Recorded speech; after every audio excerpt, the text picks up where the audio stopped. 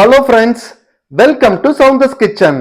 சுவையா சமைக்கிறோம், செமையா சாப்பிடுறோம். இன்னைக்கு நம்ம பார்க்கக்கூடிய ரெசிபி சிறுதானிய பொங்கல். ஆமாங்க, மில்லட் சிறுதானிய உடம்புக்கு ரொம்ப மிகவும் ஆரோக்கியமான சிறுதானியத்தை வச்சு ஒரு அருமையான பொங்கல் ரெசிபி எப்படி செய்யறதுன்னு பார்ப்போம் வாங்க.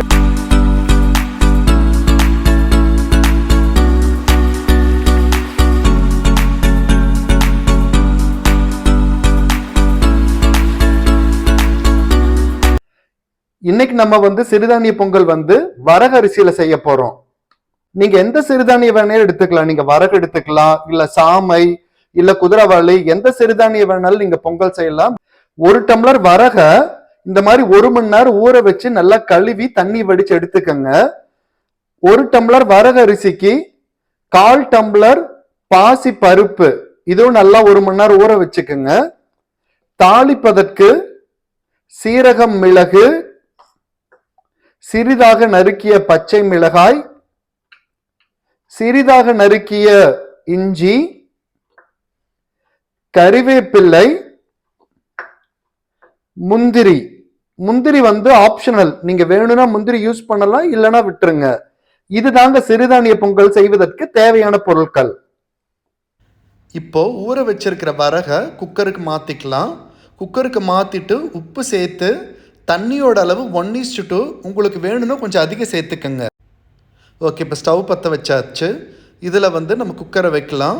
கரெக்டாக ஒரு விசில் தான், ஹை ஃப்ளேமில் வச்சு ஒரு விசில் வந்ததுக்கப்புறம் குக்கரை மாற்றி வச்சுக்கோங்க. ஒரு பாத்திரத்தை வைங்க. இந்த பாத்திரம் சூடானதுக்கப்புறம் அதில் நெய் சேர்த்துக்கலாம். இப்போ நான் இங்கே ஒரு 3 ஸ்பூன் நெய் சேர்த்துறேன். உங்களுக்கு தேவைக்கேற்ப நெய் அதிகமாக வேணுமோ குறைவாக வேணுமோ சேர்த்துக்கங்க. நெய் நல்லா காஞ்சிருச்சு. இதில் சீரக மிளகு சேர்த்துக்கலாம்.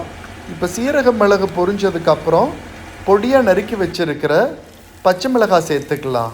பச்சை மிளகாய் சேர்த்ததுக்கப்புறம் இதில் நம்ம நறுக்கி வச்சுருக்கிற இஞ்சியை சேர்த்துக்கலாம். இஞ்சி சேர்த்து முடித்ததுக்கப்புறம் கருவேப்பிலை சேர்த்துக்கங்க.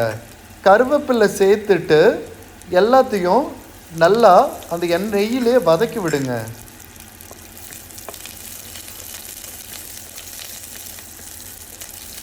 கருவேப்பிலைலாம் நல்லா வதங்கிருச்சு.